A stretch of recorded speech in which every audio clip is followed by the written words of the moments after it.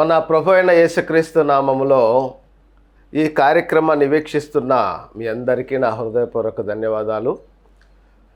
ప్రియులారా, ప్రతి ఒక్కరికి కూడా వర్ధిల్లాలని ఉంటుంది, అభివృద్ధి చెందాలని ఉంటుంది, గొప్పవారు కావాలని ఉంటుంది. కానీ అందరూ కాలేరు.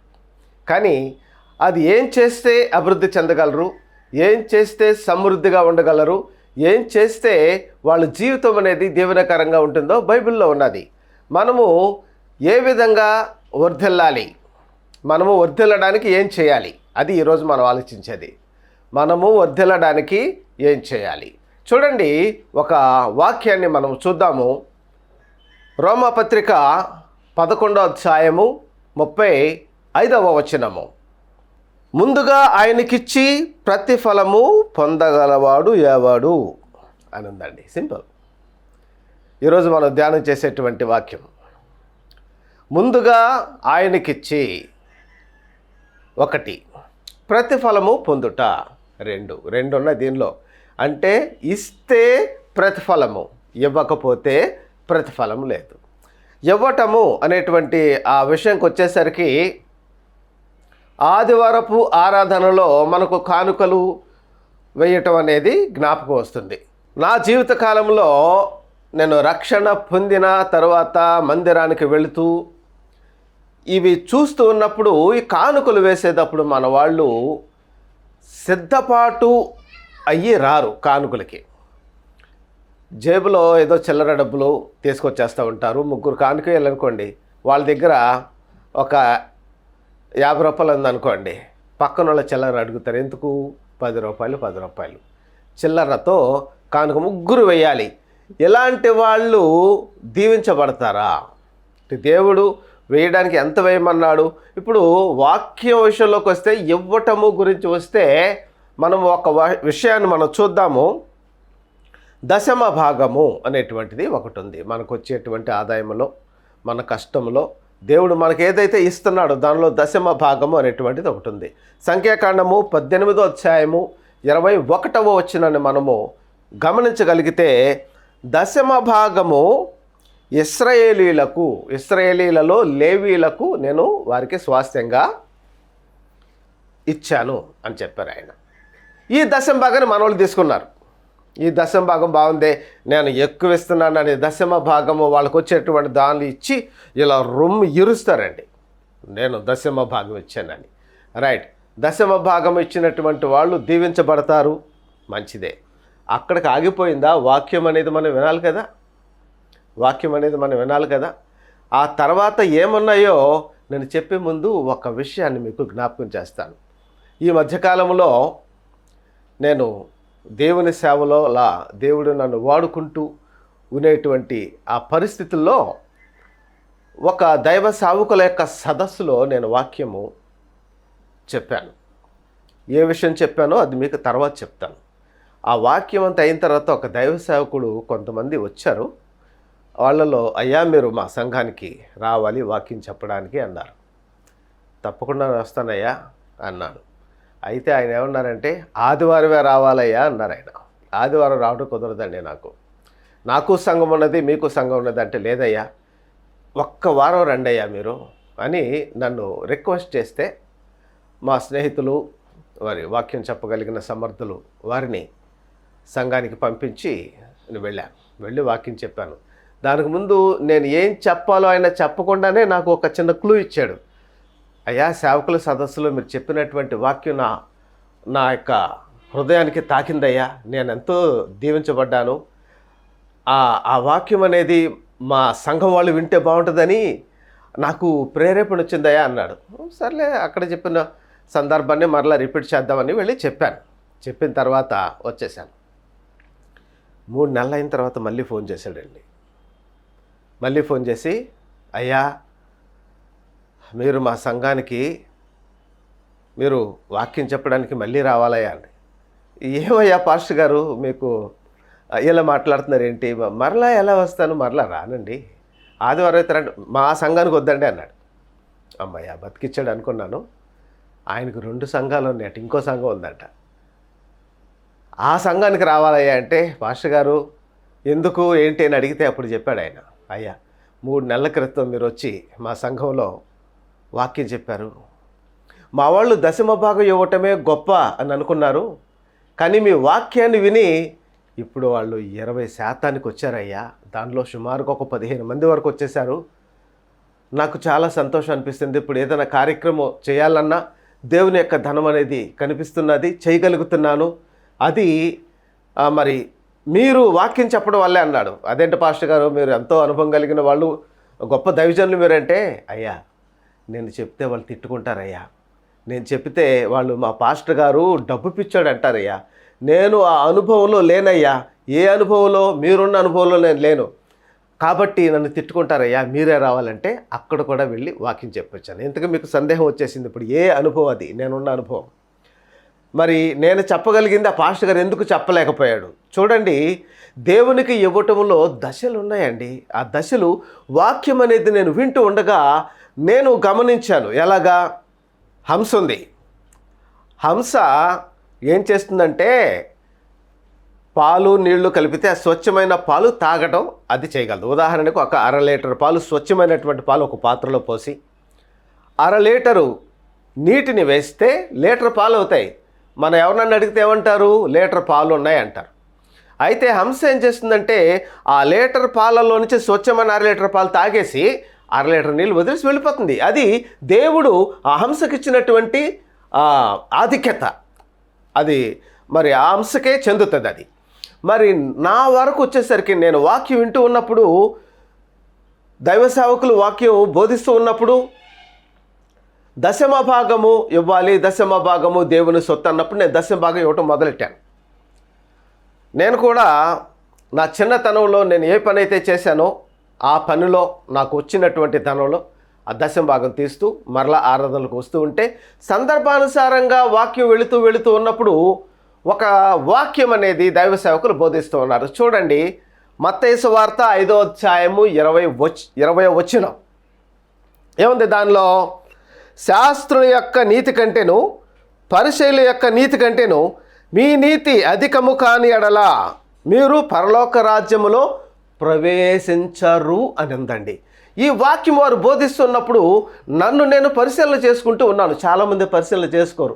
అదంతేలే, శాస్త్రుల నీతి అంటే ఏంటి, పరిసయ్యుల నీతి అంటే ఏంటి, ఆ నీతిని అధిగమించకపోతే వాళ్ళు చేసినట్టుగా నువ్వు చేస్తున్నావు, దశమ భాగం అని ఇస్తున్నావు. మరి అధిగమించాలంటే ఏం చేయాలంటే ఇంకా ఎక్కువగా దేవునికి ఇవ్వాలని నేను గ్రహించానండి. చాలామంది గ్రహించరు. ఆ వాక్యం వింటారు, ఇలా వదిలేసి వెళ్ళిపోతారు. నేను గ్రహించి, అయ్యో నేను పరలోక రాజ్యం వెళ్ళాలనుకుంటున్నానే, నేను ఇలాగే ఉంటే పరలోక రాజ్యం వెళ్ళను అనేటువంటి మాట నాకు అర్థమవుతుంది. దేవుడు నాతో మాట్లాడుతున్నాడు. రిసీవ్ చేసుకున్నాను. నేను రిసీవ్ చేసుకుని ఏం చేయాలి? అలాగే వదిలేస్తే పరలోక రాజ్యం వెళ్ళను. అప్పుడు నేను 20% ఇస్తాను నాయన. అవును, అధిగమించాలి నేను అని అనుకుని అధిగమించానండి. 20%కి వచ్చాను. అనేకులు ఈరోజు 10లోనే ఉండిపోయారు అక్కడ. ఇప్పుడు 10% ఇచ్చేటువంటి వాళ్ళు పరలోక రాజ్యంలో ప్రవేశించరా అంటే ఈ వాక్యాన్ని చూస్తే ప్రవేశించరు అనే ఉంది. మరి ఇంతకాలంలో ప్రియ సహోదరుడా, సహోదరి, ఏం గమనించావు? వెళ్ళాలనుకుంటున్నావా? ఇప్పటికైనా ఆలోచించు. ఈ మాట నీవు చెవిన పడిన తర్వాత క్లియర్గా ఇప్పటికైనా అధిగమించు. అధికము అంటే దేవుడు ఏమన్నాడు పేతురుతో? పేతురు, వీరికంటే నువ్వు నన్ను ఎక్కువగా ప్రేమిస్తున్నావా? వీరు ప్రేమిస్తున్నారు, మంచిది, నాకు ఎక్కువగా ప్రేమిస్తున్నావా అని అడిగాను. కాబట్టి ఎక్కువగా ఇవ్వటం, దశమ భాగం ఇచ్చేటువంటి వాళ్ళు పరలోక రాజ్యం వెళ్ళరు అనే ఉంది ఇక్కడ. నేను చెప్పాను అనుకోండి, ఆ అనుభవంలో ఉన్నాను కాబట్టి నేను చెప్పాను అనుకోండి, ఎవరు తిట్టుకోరు. ఈ వాక్యాన్ని ఆలోచించి వాళ్ళు మంచి నిర్ణయం తీసుకుంటారు. రైట్? అలా ఆ తర్వాత వాక్యము వింటూ ఉండగా చూడండి, ఒక విధవరాలు, బాగా ధనం ఉన్నటువంటి వాళ్ళు కానుకలు వేసేటువంటి సందర్భం వచ్చినప్పుడు దైవ సేవకులు బోధిస్తూ ఉన్నప్పుడు ఈ సందర్భం అనేది నేను వింటూ ఉన్నప్పుడు నేను ఎలా రెస్పాండ్ అయ్యానో చూద్దాం ఒకసారి. ఆ లోకాసు వార్త 21వ అధ్యాయము 4వ వచనములో ఏముంది? విధవరాలు కానుకేసింది. ఆ తర్వాత మరికొంతమంది కూడా కానుకేశారు. ఆ కానుక వేసినటువంటి వాళ్ళు ఎలా వేశారనేటువంటి మాట యేసుక్రీస్తు వారు చెప్తున్నారు. వారు తమకు కలిగినటువంటి సమృద్ధిలో నుండి కానుకలు వేసిరి అన్నారు. వాళ్ళకు సమృద్ధి ఉంది, అంటే సమృద్ధిగా వాళ్ళు ఉన్నారు, దానిలో కొంత వేశారు, సమృద్ధిలో కొంత వేశారు. కానీ పేద విధవరాలు తనకు కలిగినదంతా వేసేసింది. ఇప్పుడు ఉదాహరణ చెప్తా. ఉదాహరణ, ఒక అతనికి ఒక 100 కోట్లు ఉన్నాయి. 100 కోట్లు అండి తన ఆస్తి. ఇప్పుడు 1000 కోట్లు ఉన్న వాళ్ళు కూడా ఉన్నారులేండి, వదిలేండి. ముందు 100 కోట్లు తీసుకుందాం. అయితే ఈ బైబిల్ ప్రకారంగా దశమ భాగం అంటే దానిలో ఎంత ఇవ్వాలి, లేదు 20% వస్తే ఎంత ఇవ్వాలి, ఇలా అతను ఏం చేశాడు, 1,00,000 రూపాయలు వేసి రొమ్మెలు ఐరిసేసి ఆ పేద విధవరాల ఇంకా యేసుక్రీస్తు ఇంకా మిగుల ఇంకా అలా చూస్తున్నాడు అనుకుందాం. ఇప్పుడు సమృద్ధిలోంచి వేశారు. యేసుక్రీస్తు అదే చెప్పారు. అతను ఎక్కువ వేశాడా, పేద విధవరాలు ఎక్కువ వేసిందంటే పేద విధవరాల దగ్గర ఉన్నది 2 కాసులు, ఈయన దగ్గర ఒక 100 కోట్ల కాసులు ఉన్నాయి. దానిలోంచి 1,00,000 కాసులు వేశాడు. 1,00,000 కాసులు వేసినటువంటి వ్యక్తిని పట్టించుకోలేదంటండి ఆయన. 1,00,000 కాసులు వేశాడు కదండి, పట్టించుకోలేదు. 2 కాసులు వేసినటువంటి ఆ పేద విధవరాల గురించి చెప్తూ ఈవిడ తనకు కలిగినది అంతా వేసింది అని చెప్పాడు. ఆ చెబుతూ ఇక్కడ వారు సమృద్ధిలో నుంచి వేశారు. ఇప్పుడు దేవుడు సమృద్ధినిచ్చాడు. 1 దశమ భాగము, 2 వాళ్ళ నీతి కంటే అధిగమించటం, వాళ్ళ నీతిని అధిగమించటం, 2 3వ దశ సమృద్ధిలో నుండి వేయాలి. ఈ సమృద్ధిలో నుంచి వేయాలనేటువంటి మాట వచ్చినప్పుడు దేవుడు, అవును నాకు సమృద్ధిగానే ఉన్నాయి కదా, దేవుడు నాకు ఇస్తున్నాడు కదా. మనకిచ్చేటువంటి జీవితము, మనం జీవించేటువంటి జీవితం చాలా విలువైన జీవితం, ఒక జీవితమేనండి. ఆ తర్వాత ఈ జీవితం మళ్ళీ రాదు, మళ్ళీ ఇవ్వలేము కూడా. నేను ఆలోచిస్తూ ఉన్నప్పుడు ఇంకా చాలామంది అండి చనిపోయినప్పుడు అక్కడ అన్ని కోట్లు ఉన్నాయండి, ఇక్కడ అన్ని కోట్లు, అక్కడ అంత బంగారం ఉంది, ఇక్కడ ఎంత బంగారం ఉందండి, అక్కడ ధనం బ్యాంకులో ధనం మూలుగుతుందండి. చనిపోయాడు, ఏం చేస్తారు, తనకు కలిగినటువంటి వాళ్ళు పంచుకుంటారు, ఏదో చేస్తారు. ఇతను దేవుని సన్నిధి ముందు నుంచుని, ప్రభువా నేను మామూలుడిని కాదు, నేను చాలా పెద్ద కోటీశ్వరుడిని, నన్ను చూసి ప్రతి ఒక్కరూ నేలకు వంగి నమస్కారం పెడతారు అంటే నాకు పరలోకం ఇచ్చాయి అంటే ఇచ్చేస్తాడు ఏంటండి, ఏమండి? ఏమి చేయకుండా ఇచ్చేస్తాడా? ఆలోచించండి ప్రియులారా. ఆ సమృద్ధి అనేటువంటి మాట నేను విన్నప్పుడు, దేవుడు నాకు సమృద్ధి ఇచ్చాడు, మరలా ఈ జీవితం మళ్ళీ మనకు రాదు, ఎంత విలువైన జీవితంలో నేను దేవుని దృష్టిలో బల నమ్మకమైన మంచి దాసుడా అనిపించుకోవాలంటే ఇంకా కొంచెం అధిగమించాలని 30% ఇవ్వటం మొదలెట్టానండి. నేను ఏ పని అయితే చేస్తున్నానో ఆ పనిలో ఇది ఇవ్వటం మొదలెట్టిన దగ్గర నుండి నేను సేవలో ఉన్నానండి, ఒక సేవకుడిగా ఉన్నాను నేను. ఆ విషయం నేను చెప్పడం మర్చిపోయాను. నేను సేవలో ఉంటూనే దేవుడు నాకు ఇచ్చినటువంటి సంఘాన్ని చేస్తూ, మరి పని ఎలా చేశారండి అంటారు. అపోస్తలుడైనటువంటి పౌలు డేరాళ్ళు ఎలా కుట్టాడండి? అపోస్తలుడైనటువంటి పౌలు ఏథెన్స్ వెళ్ళాడు, యూరప్ వెళ్ళాడు, మరి గలలియా, సమరయ అన్నీ వెళ్ళాడు. మరి ఎలా చేశాడంటే, ఏమండి, మనం ప్రార్థనా సమయం అనేది ప్రార్థన చేస్తూనే దినం అనేది 12 గంటలకు ప్రారంభం అవుతుంది. ఈ 12 గంటలకు ప్రారంభమయ్యి సుమారుగా 8, 10, 9, కొంతమంది 8కి వెళ్తారు. ఈ లోపుగా చాలా విలువైనటువంటి సమయం, ప్రార్థనకు అధికమైనటువంటి సమయం వల్లటి ఈ సమయంలో ఇస్తే మనం చాలా దీవించబడతాం. ఆ ప్రార్థన చేసుకుంటూనే ప్రార్థనలో కొన్ని గంటలు, ఈ ప్రార్థనలో ఇప్పుడు ప్రస్తుతం నేను ఒక 4 గంటలు దినానికి నేను చెప్తున్నాను. ఇంకా పెంచాలి, ఇంకా నేను పెరిగేటువంటి ఆలోచిస్తున్నాను. సేవకుడిగా ఉంటూనే ఈ 30% దేవునికి ఎలాగా పార్ట్ టైంలో ఏదో ఒక, నాకు సంగీతం నేర్పించడం వచ్చు, మరి పార్ట్ టైంలో చేస్తున్నప్పుడు ఒక్కొక్క స్కూల్లో ఒక్కొక్క గంట, అలాగా కొన్ని స్కూల్స్ ప్రభువా నాకు ఇవ్వు నాయన అని అడిగినప్పుడు దేవుడు నాకు పనిస్తాడు, మీకు పనిస్తాడు, అందరికీ పనిస్తాడు. ఏమండి, ఈరోజు చాలామందిని సమృద్ధిగా ఉంచాడు. ఎందుకో తెలుసా? నీ సమృద్ధిలో నుండి దేవుడికి ఇస్తావని. చాలామంది నీతి అధిగమించాలని ఆయన కోరుకుంటున్నాడు, కానీ అధిగమించటం లేదు, దశమ భాగం దగ్గరే ఉండిపోయారు. నేను అధిగమించాను, ఆ తర్వాత సమృద్ధిలో ఇవ్వటం 30% వరకు వచ్చాను. ఈ మాటలన్నీ దైవ సేవకుల యొక్క సదస్సులో చాలామంది వింటున్నారు. నన్ను పిలిచినటువంటి వ్యక్తి కూడా ఇవి వినే నన్ను పిలిచాడు, అలా ఇచ్చాను. ఆ తర్వాత ఇలా వాక్యం వింటూ మరొక వాక్యం వచ్చిందండి. మరి దైవశాఖ ఎక్కడ మీటింగు జరిగినా నేను వెళుతూ ఉండేవాడిని, ఎక్కడ ఏ యొక్క మీటింగ్ని వదిలేవాడిని కాదండి. దేవుని యొక్క మాటలు అంటే చాలా ఇష్టంగా మరి ప్రార్థన చేసుకుంటూ అలా వెళుతూ ఉన్నప్పుడు మరొక చోట దైవ సేవకులు మాట్లాడుతూ ఒక సందర్భాన్ని మాట్లాడారు. చూడండి, కొరింథీ మొదటి పత్రిక 16వ అధ్యాయము 2వ వచనంలో, ప్రతి ఆదివారమున మీలో ప్రతివాడును తాను వర్తిల్లిన కొలది కొంత సొమ్మును నిల్వ చేయవలను దేవుని సన్నిధిలో. దేవుని యొక్క అవసరాల నిమిత్తం అనేటువంటి మాట ఉందండి. వర్తిల్లిన కొలది అంటే నా పరిస్థితి నేను చూసుకుంటూ ఉన్నాను, దేవునికి ఇంకా కొంచెం ఇస్తే నాకేమన్నా నష్టం అంటే, ఎప్పుడైతే 30% ఉన్నానో దేవుడు నన్ను వర్ధిల్ల చేయటం మొదలెట్టాడండి. నాకు కంటికి ధనం కనిపిస్తూ ఉన్నది, నా ఖర్చులు పోయినా కానీ కనిపిస్తూ ఉన్నది, నేను సమృద్ధిగా ఆహారం తింటూ ఉన్నాను కానీ కనిపిస్తూ ఉన్నది. మరి దారి ప్రయాణాలు మన ప్రయాణాలు చేస్తున్నప్పటికీ కూడా నాకు సొమ్ము కనిపిస్తూ ఉన్నది. అంతకుముందు కొంచెం వ్యర్థంగా వెళ్ళిపోతూ ఉండేది, కానీ ఇప్పుడు వెళ్లకుండా భద్రంగా ఉండటం గమనించాను. ఆ భద్రంగా ఉండటం అంటే కంచె వేశాడా దేవుడు నాకు కలిగిన దానికి అని నాకు అనిపించింది.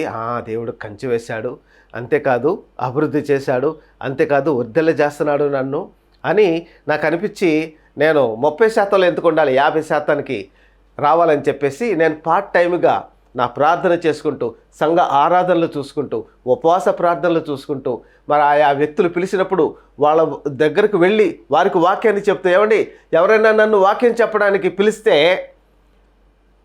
వాళ్ళు కొంతమంది అడుగుతారు, అయ్యా మీరు ఎంత తీసుకుంటారు, అయ్యా మీకు ఏమేం చేయాలి, ఇక కారు పంపించాలా, లేకపోతే ఎక్కడ ఏదన్నా హోటల్ ఏదన్నా తీయాలా అని అడుగుతారు. నాకు ఏం వద్దు బాబు, రూపాయి కూడా నేను తీసుకోను. వాళ్ళు అడిగినప్పుడు చెప్తా, వాళ్ళు అడగకపోతే చెప్పనండి. వాళ్ళు ఇచ్చేటప్పుడు మాత్రమే చెప్తా, ముందే ఏం చెప్పను. నేను మాత్రం రూపాయి తీసుకోను. నా దేవుడు నన్ను వర్ధిల్ల చేస్తూ ఉన్నాడు. ఆ వర్ధిల్ల దానిలో నుండి ఆ అనుభవం వాళ్ళు నేర్చుకోవటం నాకు ముఖ్యం, ఆ అనుభవంలోకి వాళ్ళు రావడం నాకు ముఖ్యం. మరి నాకెలా వస్తుందండి మేమోపతే అని ఒక ఆయన ప్రశ్న వేశాడు. ఇలా వచ్చినప్పుడు, ఏమండి అనుభవంలోకి రండి, ఈ అనుభవంలోకి వచ్చిన తర్వాత మీరు చూడండి, ఎక్కువ గంటలు దేవునితో ప్రార్థన చేసి ఆ ప్రార్థన ఎక్కువ సమయం చేయటం, దానిలోకి రండి, అప్పుడు మీకు అర్థమవుతుంది.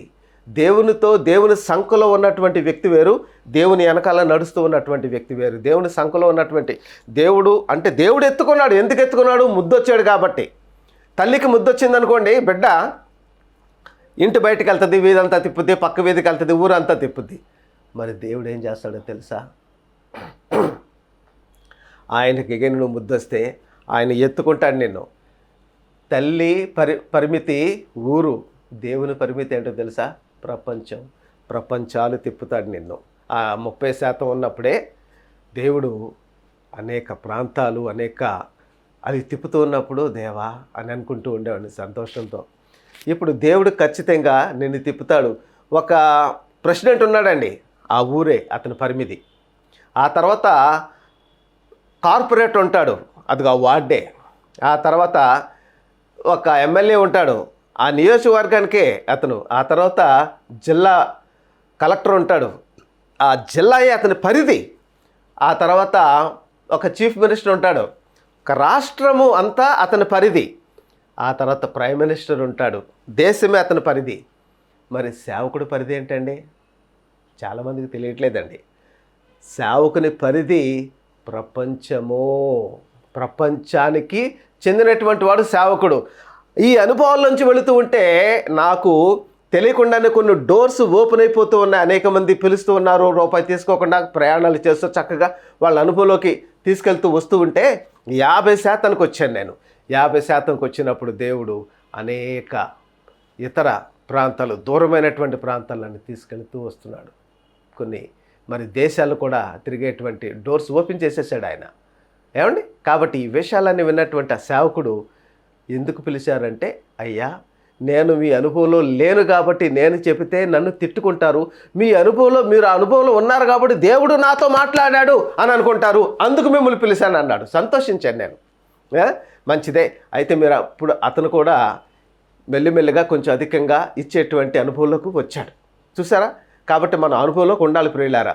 ఇంతకీ మనము ఎలా ధనాన్ని ఇస్తూ ఉంటే ఆ మనస్సు నీకు రావాలి. ఆ దశలోకి ఎత్తుగా వెళ్ళావనుకో, నీకు కింద సమస్యలు ఎలా కనిపిస్తాయో తెలుసా? ఎత్తు వెళితే కింద సమస్యలు చిన్నవైపోతాయి. గ్రద్ద వర్షం వస్తున్నప్పుడు మేఘాలకు పైకి వెళ్ళిపోతుంది, కిందే వర్షం ఉంటుంది. నేను విమాన ప్రయాణాలు చేస్తూ ఉంటాను. విమానాల ప్రయాణం చేస్తూ ఉంటే విమానం పైన ఉన్నప్పుడు కింద మేఘాలు ఉంటాయి. ఒక్కోసారి దిగాల్సి వచ్చినప్పుడు అదిగో ఆ మేఘాలు దిగిన తర్వాత చినుక కనిపిస్తుంది.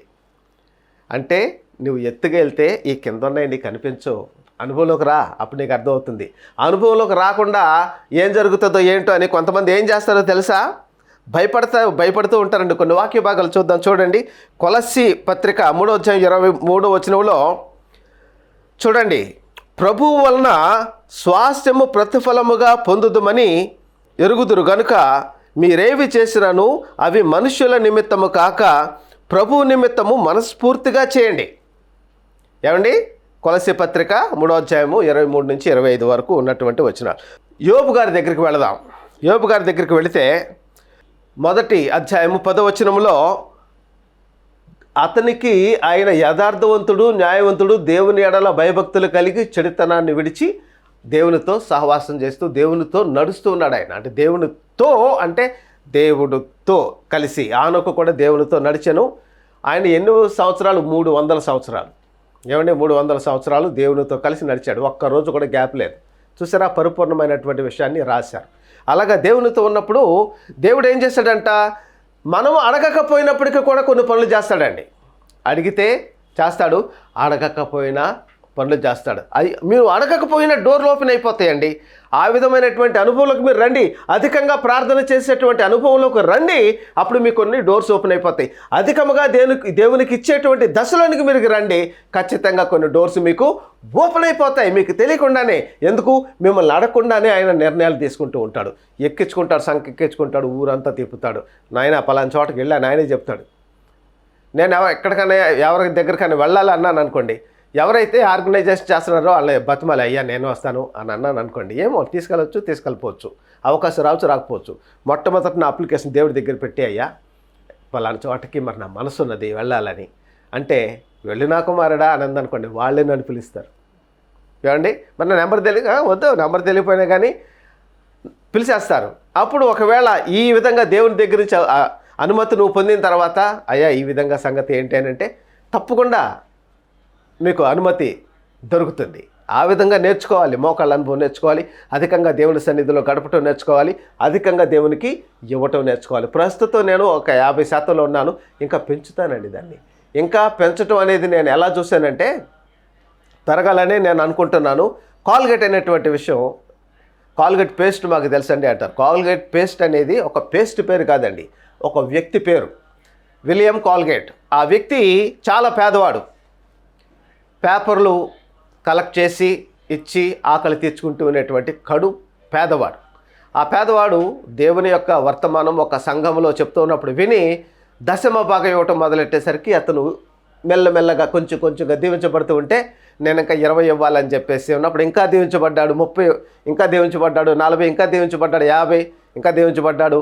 అతను దీవించబడుతూ దేవునికి ఇస్తూ చివరికి దేవునికి ఎంత ఇచ్చాడు, తను ఎంత కొంచెం ఉంచుకున్నాడు అని అతని జీవితాన్ని ఆలోచిస్తే 90% అనేది దేవునికి ఇచ్చి 10% మాత్రమే అతను ఉంచుకున్నాడు అంటాడు, తన ఖర్చుల కోసము, తన జీవనం కోసం. ఆ 10% కొన్ని వేల లక్షల కోట్లు అయిపోయిందంట. అంత గొప్పగా దీవించబడ్డాడు. నేను ఇంకా దీనిలోంచి వెళ్ళాలని, అధికంగా దీవించబడాలని, ఇంకా ఇవ్వాలని నేనే కోరుకుంటున్నాను.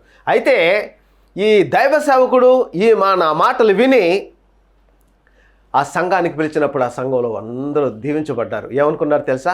వాళ్ళందరూ ఏమనుకున్నారయ్యా అంటే, తిట్టుకున్నారా అని అంటే, ఒక్కళ్ళు కూడా తిట్టుకోలేదు పాస్టర్ గారు, దేవుడు నాతో మాట్లాడాడండి అని వాళ్ళు నాతో షేర్ చేసుకుంటూ సంతోషంగా వాళ్ళు గుప్పిలి విప్పి కొన్ని పర్సంటేజ్లో ఉన్నానని నాతో గర్వంగా చెప్తున్నారని సంతోషంగా ఉందండి.